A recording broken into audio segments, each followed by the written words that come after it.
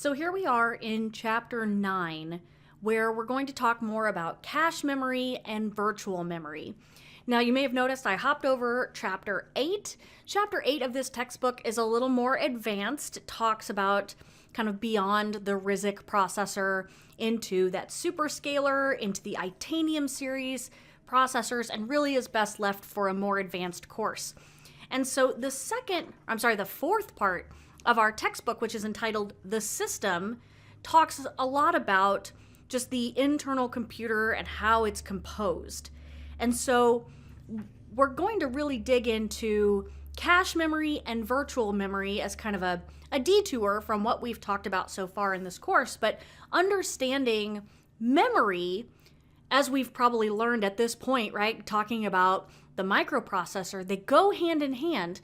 And we've talked a lot about performance and bottlenecks. And so if we're going to have problems with our microcontroller architecture, we might have it here in our memory. And so we're going to talk about different types of cache memory and virtual memory. And then that way we'll have kind of a foundation for what these terms mean and these different types of memory and how our system is using them. So we begin with cache memory. And the cache memory really, it's a really simple idea, and it really helps our computer look as if it has a much faster memory than it really has. Memory should be non-volatile, it should be cheap, fast, small, and consume virtually no power, right? That is what we would like. But in reality, each memory technology that we have, at least right now, has its own particular characteristics, some of which are mutually exclusive. So we can get fast, expensive memory, or we can get slow, cheap memory. And memory systems invariably use different technologies, with each technology kind of making its own contribution to the computer. So taken together, these technologies give the user the appearance of a system with fast, non-volatile, low-cost memory, and we can categorize the various memory technologies into distinct layers that kind of form a hierarchy. So this figure here really describes the classic pyramid-based memory hierarchy. And the memory at the top of this pyramid up here, right, are registers that we've been talking about at this point. They're the highest speed and the lowest access time. So we can see over here on the side, we have our expensive versus our cheap and our faster versus our slower. Now remember, when we're talking about expensive versus cheap, sometimes, we're not talking about monetarily. We're talking in terms of access or in terms of effort or power. And so we talk about this and use a pyramid because it really kind of helps us see and imply, generally correctly, that the quantity of the memory at the top is smaller than the memory at the bottom. And so our on-chip registers that we've learned about so far, we know they provide the fastest memory in a computer. They hold the working data required by the processor, and it's the speed of the register access that makes that load store or register-to-register architecture so popular. Now, registers are fabricated with the same technology as the CPU. They run at the same clock rate. They have no long data paths between them and the rest of the CPU. And on-chip registers can be directly accessed by the CPU. So all other external memory has to be accessed via a pathway that involves some kind of memory management, address translation, data buffering, control mechanisms. And so this is what makes those registers fast. Now, CPUs only have a handful of registers to store working data and status information, and really that comes down to cost and really what we term to be the domain of the CPU. We don't want to try to jam all of the memory we might ever want into that chip. That's just simply not going to be possible. Registers cannot hold programs, and so we have to kind of develop other methods. So what other memory do we have? What technologies can we use to store the information that we need. So we talk about the cache, right? So this is right below the registers, and you can see we're comparing here some size and some speed. And so we call this level 1 cache memory, and the size of this memory, it order of magnitude, right, smaller than the main memory, right, which is down here, right, the DRAM. But the nature of real programs and the distribution of data means that a typical application might use a small working set of the instructions and data for 95% or more of the time.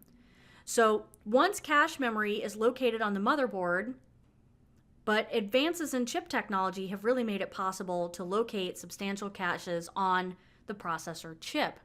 Now this is where we come into classifications. We can see that there are 2 caches, right? Level 1 and level 2 here in our pyramid. If the data being accessed is not in the level 1 cache, the next level down in the memory hierarchy is then accessed, which is the level 2 cache.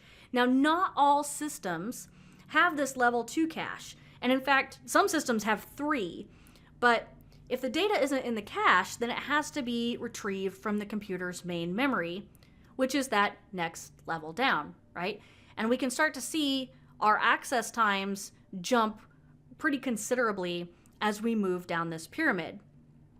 Now, modern PCs and workstations almost invariably use DRAM to implement the main random access memory, and today's PCs might implement somewhere between 1 gigabyte, 48 gigabytes. I mean, we say that, but I'm talking to you on a computer that's running 128 gigabytes of RAM because I'm kind of insane like that.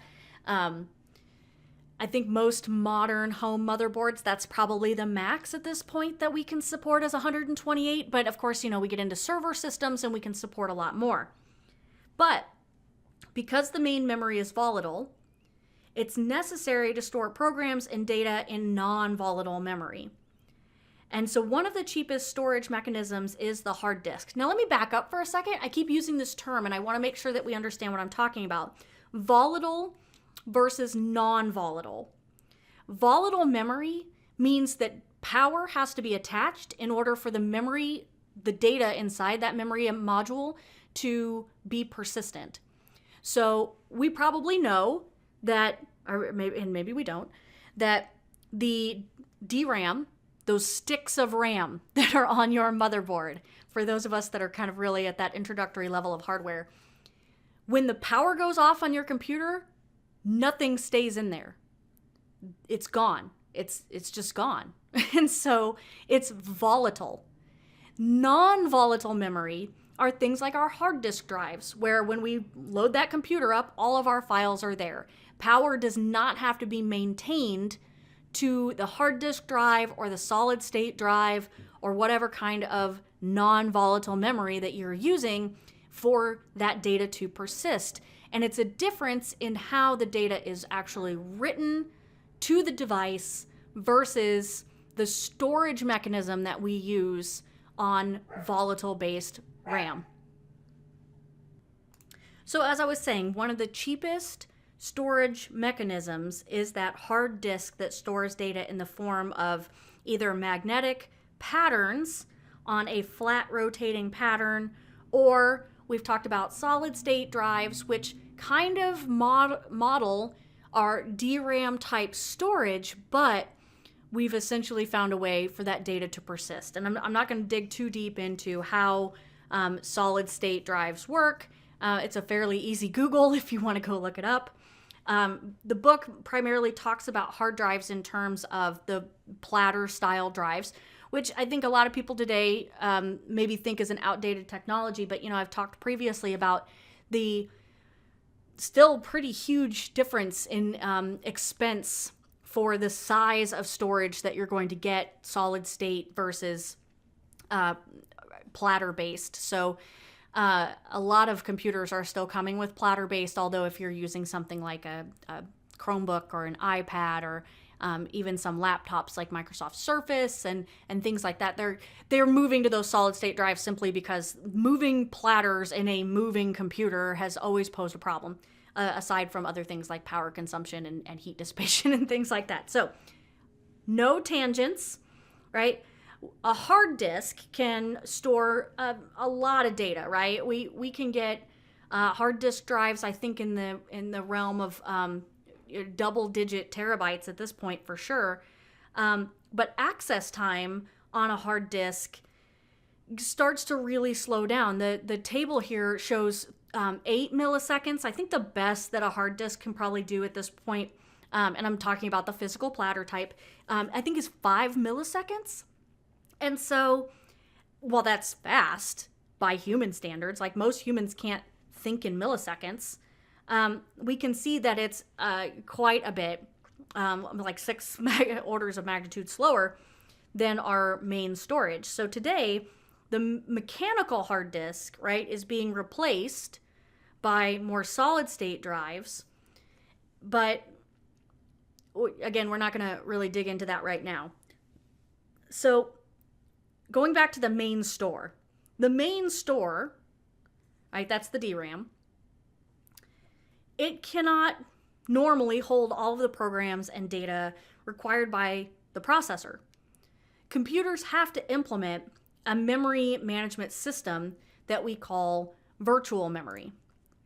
And so virtual memory is the main memory that contains only the data currently being used, and the data not in current use remains on the hard disk.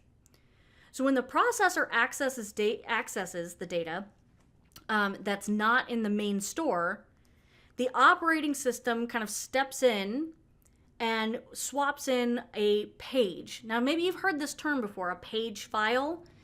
Now, a page file it's kind of like a file.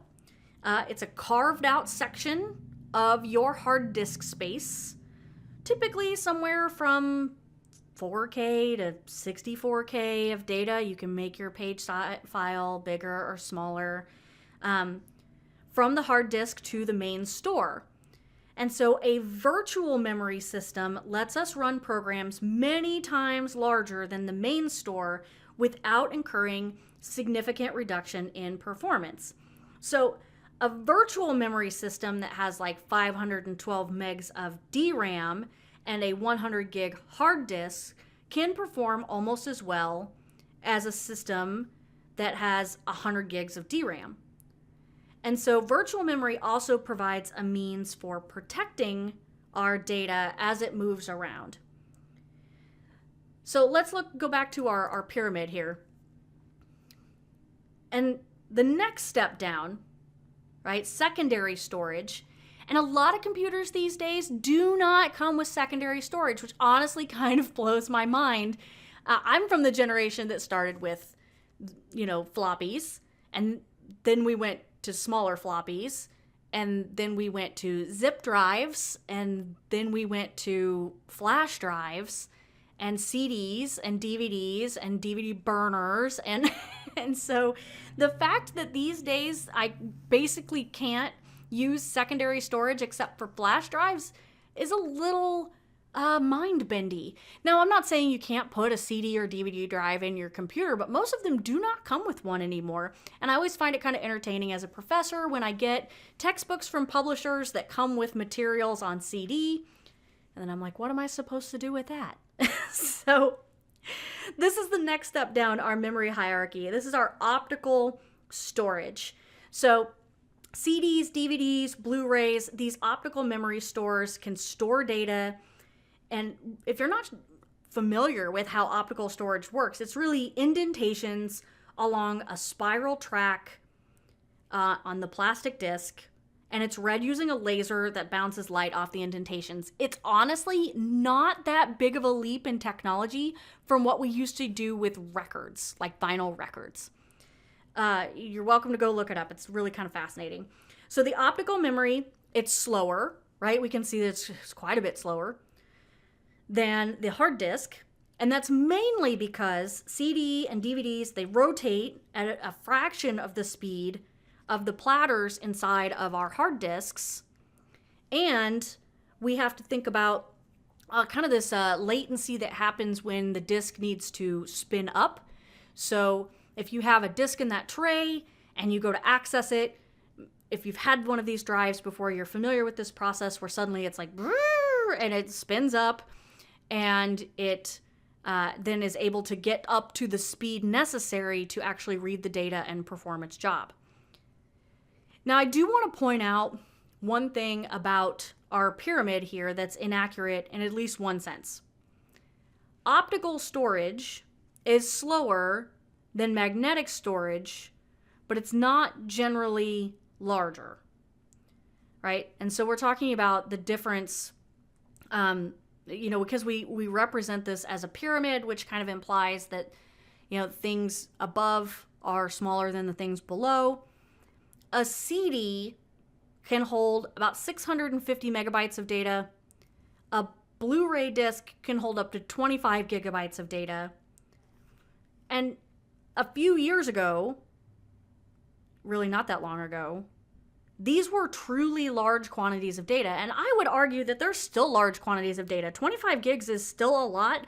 And I know that like modern applications, especially games, are starting to come in this size, which for those of us who went back to, like 1 gig of storage was a lot. When I download a game and it's 20 gigs, it physically hurts. And so what's kind of misleading here is that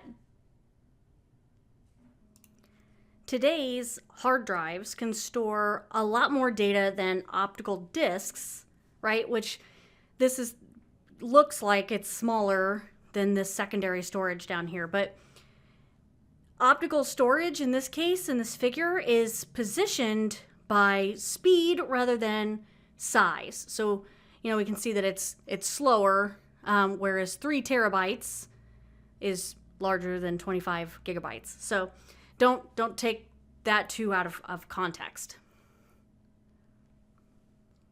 So before we delve into our memory systems technology, we have to examine the way in which memory is related to the computer system.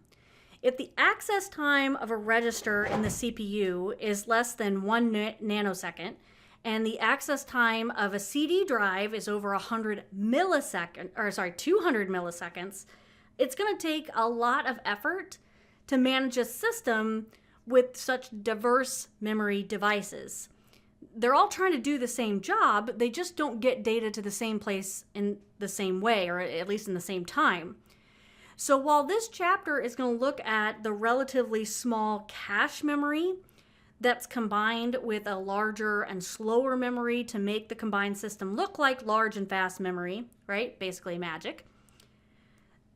We're also going to talk about virtual memory that manages the addresses so we don't have to worry about where data is in memory and allows us to run several programs simultaneously in different regions of memory and automatically loads data from disk when the computer needs it. And we cover cache and virtual memory together because they perform the same task. Both allow a small quantity of fast memory to act as if it were a much larger memory by integrating a large quantity of slower memory into the system. Both technologies are concerned with mapping addresses from the computer onto the actual location of data in a memory. So the difference comes in between cache and virtual memory, but as a matter of speed and control mechanisms. Cache memory operates in the nanosecond range and is managed automatically by hardware, whereas virtual memory operates in the millisecond range and is managed by the operating system. So if we take a look at this figure here, all the CPU has to do is, when it's reading instructions, the operand, like time from memory, if we wanted to read in some instructions, all the CPU has to do is put the address of wherever that would be on the address bus and then read the data. In principle, it really couldn't be simpler, but we can take a look at this figure that illustrates the type of system that might execute some code and the address of an operand from the computer. And, I mentioned that like an operand named time as a logical address. This address goes to the fast cache memory where it tries to access the operand. And if the data is in the cache, it's accessed from the cache. Otherwise, if the data is in the slower main memory, it'll be brought from the main memory and loaded both into the computer and into the cache. And so this transfer is implemented in the hardware, and it's invisible to the programmer and it's invisible to the operating system because, again, that cache memory is managed automatically by the hardware. So if we take a look at this, we can kind of see how this is working. And going back to that last statement where I said it's going to be loaded both into the computer and the cache, the system does this because statistically, if you've asked for a piece of data once, you're likely to ask for it again, like soon. So we load it into the cache so that it's there should you ask for it again. So, as we said, sometimes the data, maybe it's not even in main memory. It's in the hard disk. So if you're executing instructions and the data is on the disk, then the virtual memory mechanism is going to copy it from disk to the main memory, and it will also be copied into the cache memory for the reasons that I just stated. So the data that's transferred from disk to main memory may go almost anywhere in the main memory, right? It's the job of the memory management unit that we can see here in this figure that translates the logical address from the computer, which is the place where the computer thinks the data is located, into the physical address of the data, which is the place where the operating system actually put it in memory. So virtual memory management is one of the principal tasks of the operating system, and it requires close cooperation between the special purpose hardware of the memory management unit and the operating system. So let's talk a little bit about the importance of cache memory, because it's really impossible to overstress the importance of cache memory in today's world, because we have this ever-widening gap between the speed of processors and the speed of DRAM, and we have to make use of that cache basically as mandatory in order to bridge that gap and help computers continue to feel fast. So there's an example here, right? We suppose a high-performance 32-bit processor. Now, we didn't talk about the superscalar designs, but just bear with me. It can execute 4 instructions per clock cycle at 1,000 megahertz. So one cycle time is 1 nanosecond. In order to operate at this speed, the processor would require 4 times 4, which is 16 bytes of data from the cache every nanosecond. If the data's not in the cache, we know it has to go and be fetched, right, from the DRAM memory, which takes 50 nanoseconds. So let's think about that for a second. We need 16 bytes of data every 1 nanosecond, but it takes 50 nanoseconds to get it from the memory over a 32-bit bus, right? So we can see the math. 4 times 50 is 200 nanoseconds to fetch 4 instructions. Now, I know we're talking about extremely small speeds, but when we're putting that, we have to put that in relation to how fast our processor, our CPU, actually works. And so this corresponds to the time it would normally take to execute our 4 times 200, right, would be 800 instructions. But this is why it's so important that we have this cache and that we use it, because otherwise it's going to be impossibly slow to get anything done, and your user is going to be sitting there waiting for stuff to load. And as computers have gotten faster, our attention spans have gotten lower. And we study this a lot when we talk about web development and page load times. People will not wait for things to load like they used to. We either think there's a problem and we'll try to like refresh or redo or kill the application or something because we think there's a problem if something's hanging. Or we just think this system is really slow and something is wrong with it. It's maybe, it's got spyware or it's bogged down or there's something going wrong with the hardware. So if you're making your users wait, then invariably they think something is wrong. And we just simply won't wait patiently for results like we used to when computers were much slower. So let's dig a little deeper. The main memory that holds programs and data in our von Neumann computers should be as fast as the CPU requires. That would be ideal, right? So if the CPU accesses data or an instruction and the memory can't supply it within the current cycle, the memory must return a signal telling the CPU to wait. A CPU waits by inserting idle or wait states in that machine cycle to prevent it from continuing on to the next operation because it doesn't have what it needs. During a wait state, the CPU just ceases normal operation, and slow memory can seriously degrade the performance of your computer because you're just sitting there doing nothing for long periods of time. So we're going to look at how cache memory offers a way of substantially increasing the processor's performance without incurring an excessive economic penalty. So we're taking a look at this figure here, 9.3, which kind of reminds us of the memory hierarchy, but describes delays in terms of clock cycles. So we can also see broken out over here on the side, right? This is the processor, right? We've got our registers, and then we're going to assume 2 levels of cache. And so our registers, we're going to say L1 and L2 caches, are managed by the computer. So everything up here, this is managed by the hardware, again, like we said, automatically. If there's a level 3 cache on board, and then the DRAM, this is semiconductor system memory, and these are board level components. So maybe you've built your own computer, and you're that kind of person, which I'm right there with you. I build my own systems. You've researched motherboards, you understand components, you've looked and compared and kind of know things at kind of this deeper level. You've probably seen that, some boards come with different levels of onboard cache. They tell you how fast, they tell you how big. And so when you're shopping, you can kind of start to see how this is important. Now, this is the board level components and systems. And there's some overlap here of this being managed by the operating system versus it being managed by the hardware. And you see that this level 3 cache isn't managed by either.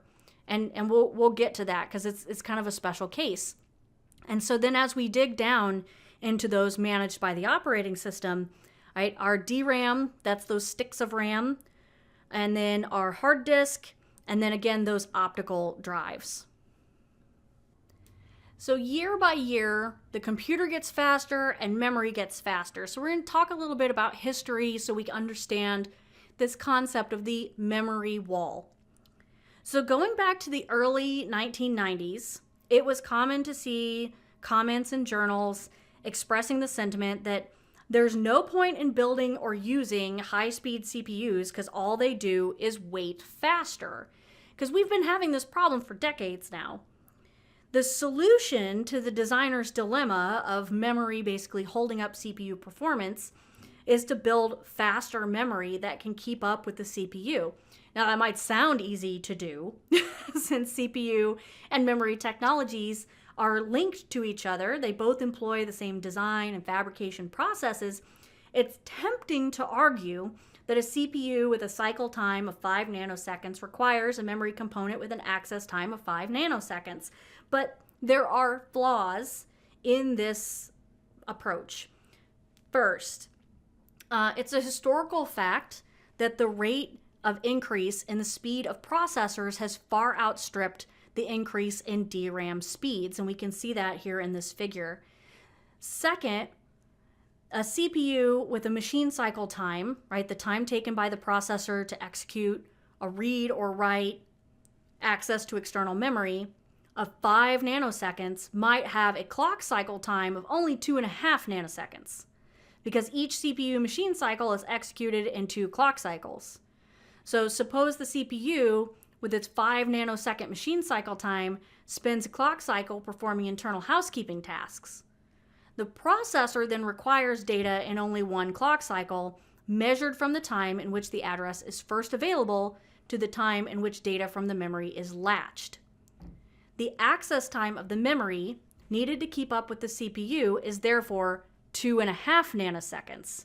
So consequently, there's a demand for memory with access times well below those of the stated machine cycle times of the processors that they serve.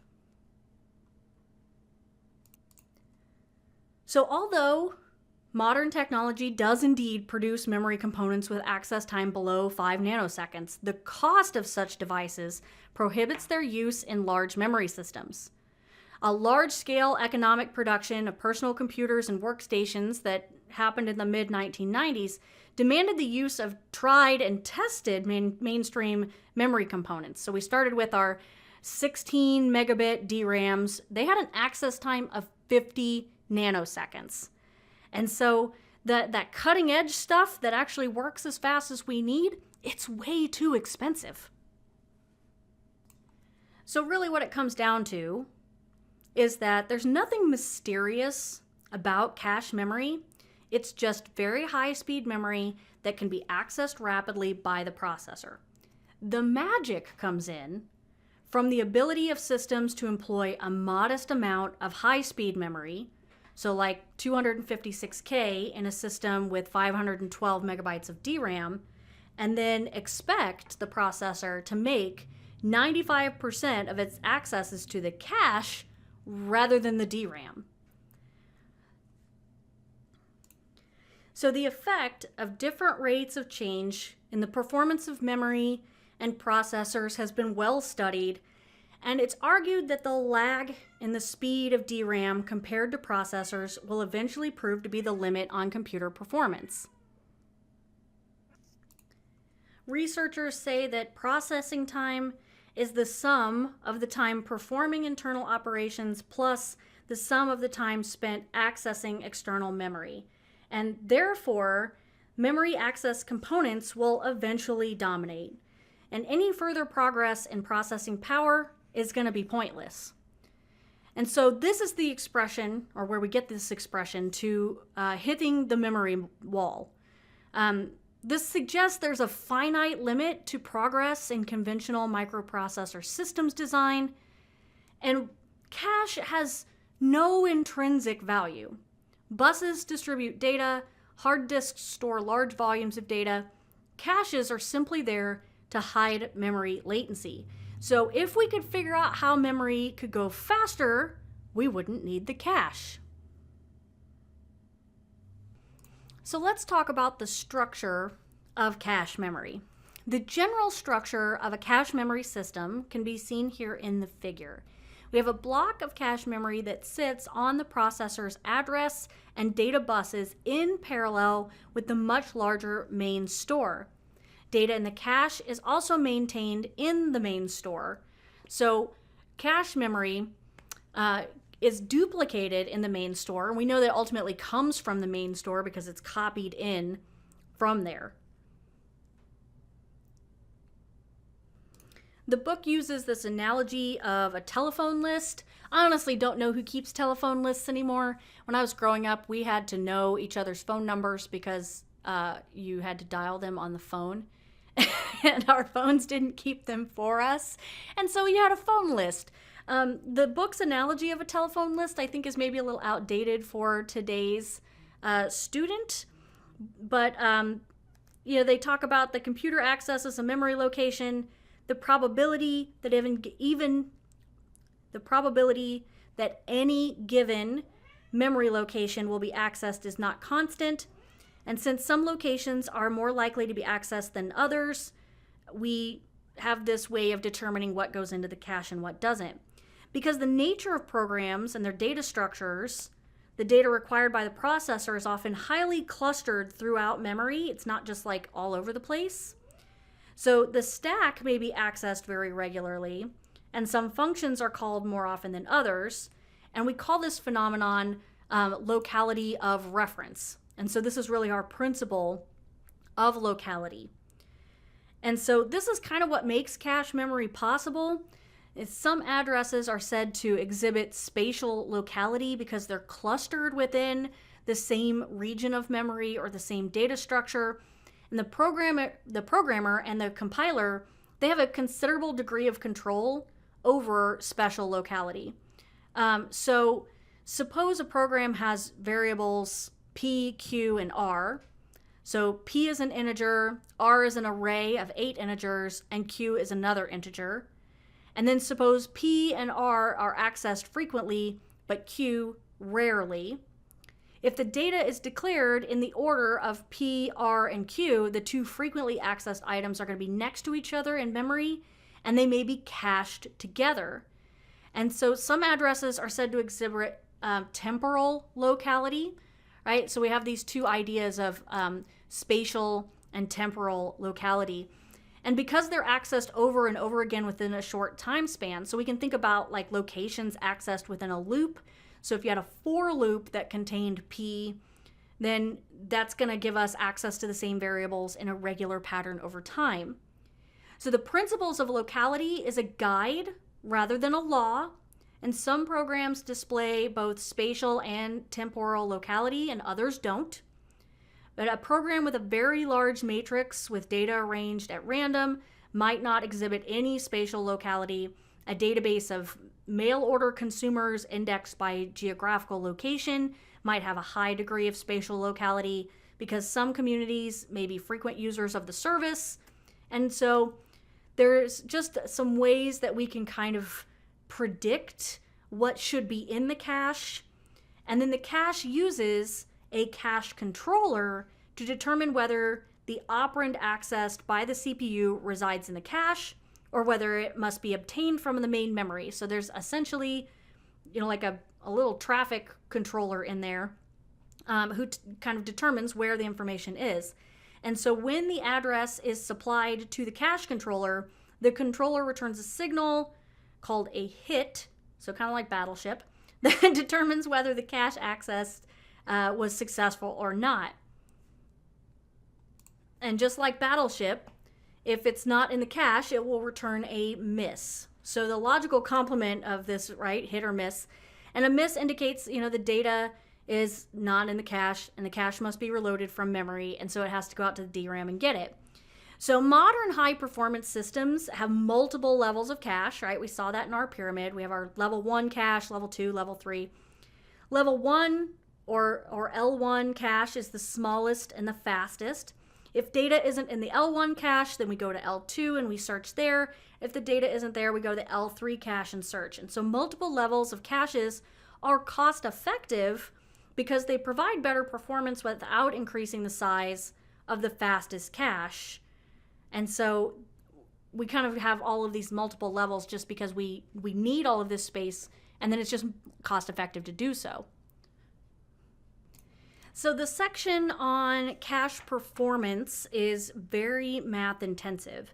We do need to know much about how the cache memory affects a computer's performance, and we need to know this, before we decide whether adding cache memory is cost effective.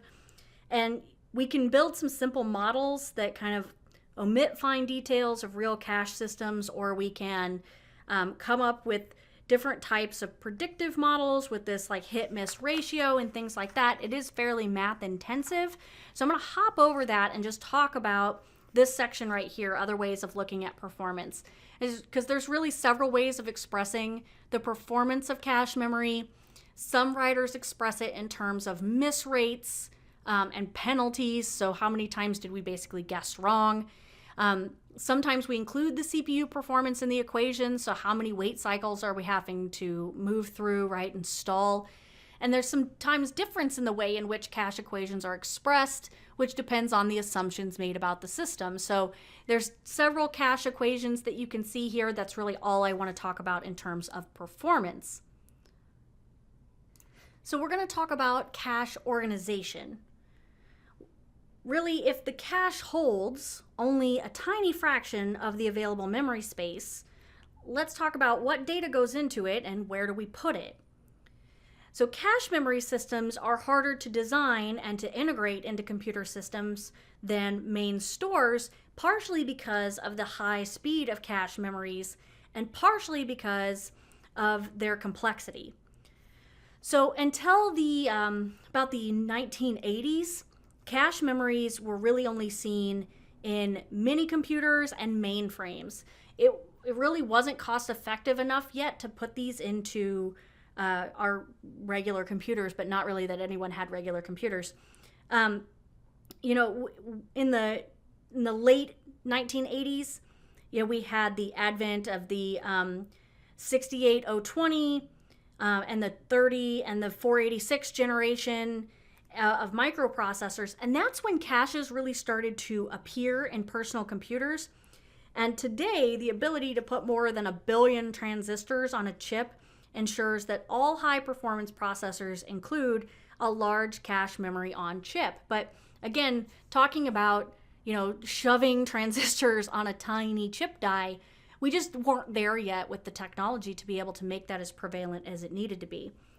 So the fundamental problem of cache memory design is how to create a memory that contains a set of data elements that can come from anywhere within a much larger main store. And there's many ways of solving this mapping problem, although all practical cache systems use what's called set associative organization. And so before we describe this, we're going to look at 2 possible cache organizations that will help us understand the operation of the set associative cache. So we have to ask ourselves, when we're designing a memory system, how large or how small should the basic unit of data be? And because main memories handle data in units that are equal to the fundamental word length of the machine, remember, like 64-bit machines with 64-bit registers, they use 64-bit memory. If the computer wants to read less than a full word, so it's maybe a 32-bit application, it reads a word and then it ignores the bits that it doesn't want. So although a computer can read a word from a cache memory, the word is not the basic unit of storage in a cache. The unit of storage is the line that contains several consecutive words. Right? So hopefully that terminology feels right. Lines are made of words. Suppose a cache were organized by the granularity of a word. If an instruction were accessed and it wasn't currently in the cache, it would have to be fetched from the main store. However, the next instruction would probably be a miss too, so we need a bigger unit than a word because most likely we're pulling in more data than that.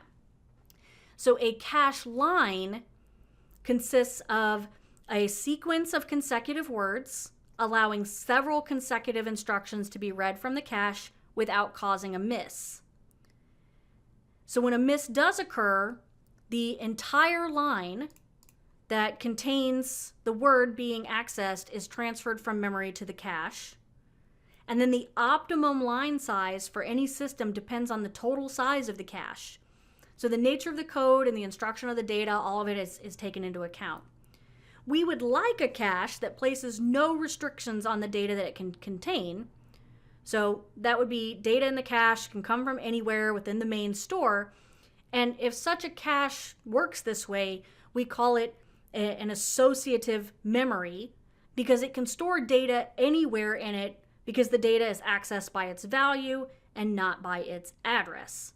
So we have this idea of this fully associative mapped cache. And so let's take a look at the figure here that illustrates a concept of an associative memory.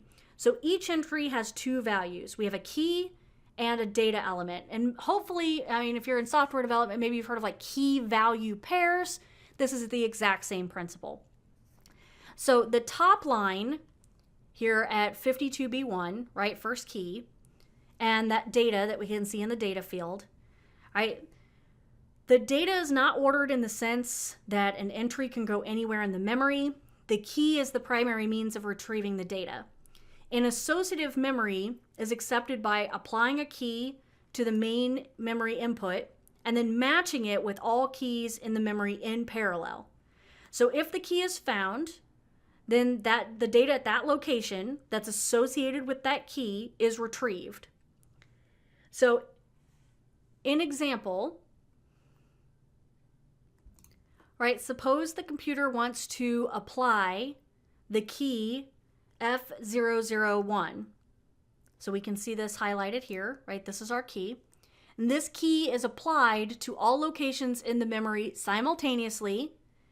And then because a match takes place with this key, the memory responds by indicating a match, right? A hit, and then supplying the value, which is this right here, at its data terminals. So let's look at some of the details of a fully associative cache memory. And this figure here describes an associative cache that allows any line in the cache to hold data from any line in the main store. So in this example, the memory is divided into lines of 2 words. An associative cache can be of any size, and there's no relationship between the number of lines in the cache and the number of lines in the main memory. So if we consider a system with 16 megabytes of main store and 64 kilobytes of associative map cache, if the size of a line is 4 32-bit words, right, 16 bytes, then we can figure out that the main memory would be composed of 1 megabyte lines, and then the cache would need to be 4,096 lines. So let's compare this to the direct mapped cache, because the easiest way to organize a cache memory employs direct mapping. This relies on a simple algorithm to map the data block, which we're going to call I, in the cache from the main memory. So in a direct mapped cache, the lines are arranged into units called sets, where the size of a set is the same size as the cache. So if we refer to our previous example, a computer with 16 megabyte memory and a 64 kilobyte cache would divide the memory into 16 megabytes over 64 kilobytes, which is 256 sets. So we can illustrate how this works here in the figure. And we can look here and see how this demonstrates how the word currently addressed by the processor is accessed in memory via its set address, its line address, and then its word address. So for the purposes of this discussion, we need to consider only the set and line, as it doesn't matter how many words there are in a line. And so this arrangement in the figure, this is called the direct mapped cache, because there's a direct relationship between the location of a line in the cache and the location of the corresponding line in memory.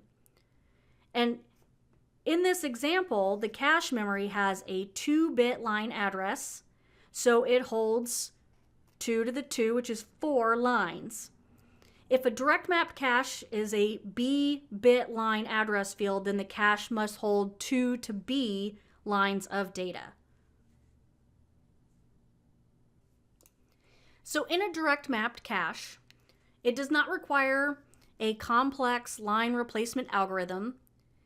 And if line X in set Y is accessed and a miss takes place, then line X from set Y in the main memory store is loaded into the frame for line X in the cache memory. So there's no decision concerning which line from the cache is to be rejected. We don't have to basically make that determination when a new line is to be loaded. So one of the advantages of the direct mapped cache is the inherent parallelism, where the cache memory holding the data and the cache tag RAM are independent. They can both be accessed simultaneously. So once the tag field from the address bus has been matched with the tag field from the cache tag RAM and a hit has occurred, the data from the cache will also be valid. So there's also some disadvantages to a direct mapped cache, and really it's the sensitivity to the location of the data that's to be cached. So we can relate this to the domestic address book, right, that we talked about wasn't really a great analogy. But if you have, half a dozen slots for each letter in the alphabet, and you make 6 friends whose surname begin with S, you have a problem the next time you meet someone with the surname of S because your book is full. I don't know, maybe you have to just decide you have no more friends with last names of S, right? It's annoying because Q and X slots are entirely empty. There's not a lot of people with these last names. Because only one line in the number X may be in the cache at any instant, accessing data from a different set but with the same line number will always flush the current occupant of line X in the cache. So even when the cache is not full, lines may have to be swapped in and out because two lines with the same number but from different sets are being accessed. And this situation can lead to a low cache utilization and a high miss ratio. So if you like some examples, the book has some figures, basically snapshots of like a direct mapped cache while it's running a program kind of step by step. If you find these kinds of like visual examples helpful, by all means, I encourage you to kind of walk through them and read them. So next we're going to talk about our set associative cache. Right, so the direct mapped cache that we just described, we said it was easy to implement, but it doesn't require a line replacement algorithm, which is good. But the downside is then it doesn't allow two lines with the same number from different sets to be cached at the same time. So a fully associative cache places no restriction on where data can be located, but it requires a mean of choosing which line to eject once the cache is full. And any reasonably large associative cache would be really expensive to construct. So we have the set associative cache, which kind of combines the best features of both of the types of caches.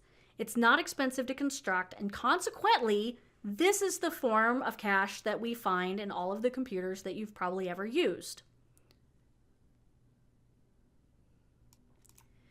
So a direct mapped cache has only one location for each line of I, and if you operate two direct mapped caches in parallel, then line I can go in either cache. If you have n direct mapped caches operating in parallel, line I can go in one of I locations. That's an n-way set associative cache. So in an n-way set associative cache, there are n possible cache locations that a given line can be loaded into. And so let's take a look at a figure here which illustrates the structure of our four-way set associative cache. So it consists of four direct mapped caches operated in parallel, and this arrangement, we can see line I can be located in any of the four direct mapped caches. So consequently, the chance of multiple lines with the same line number leading to a conflict is considerably reduced, and this arrangement is associative because the address from the processor is fed to each direct mapped cache in parallel. However, instead of having to perform a simultaneous search of thousands of memory locations, only 2 to 8 direct mapped caches have to be accessed in parallel. So the response from each cache, right, hit or miss, is fed to an OR gate that produces a hit output if any cache indicates a hit. Right? And we can see this kind of as we progress how this works.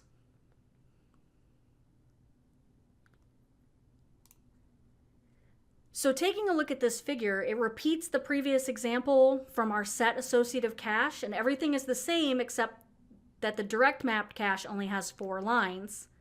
There are 2 caches making a total of 8 lines as before, and there is a 2-way set associative cache where a line may be cached in the upper, right, we see that in the light blue, or in the lower, in the dark blue, direct mapped cache. And basically everything is the same and until we get to the point where we might have that duplication.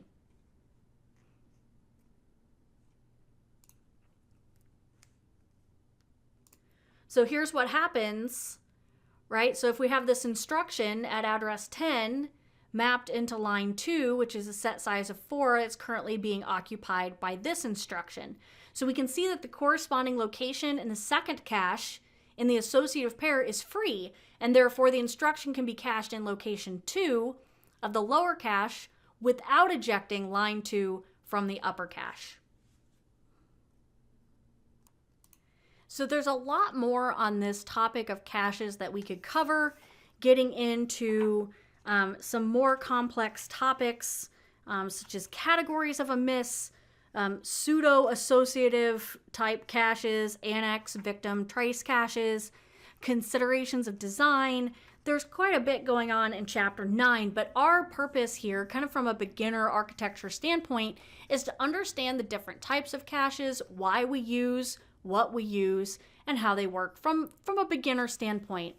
Now we're going to talk about virtual memory and memory management, but for the sake of our brains, I'm going to stop here as the end of part 1 and then pick up with virtual memory and memory management in section 9.5 in part 2 of our chapter 9 lecture. So if you want to keep going, load up that next lecture. Otherwise, I'd say go back over what we've covered so far, take a look at some of those figures, walk through some of those cache diagrams so that you just have a good understanding of what we've been talking about so far.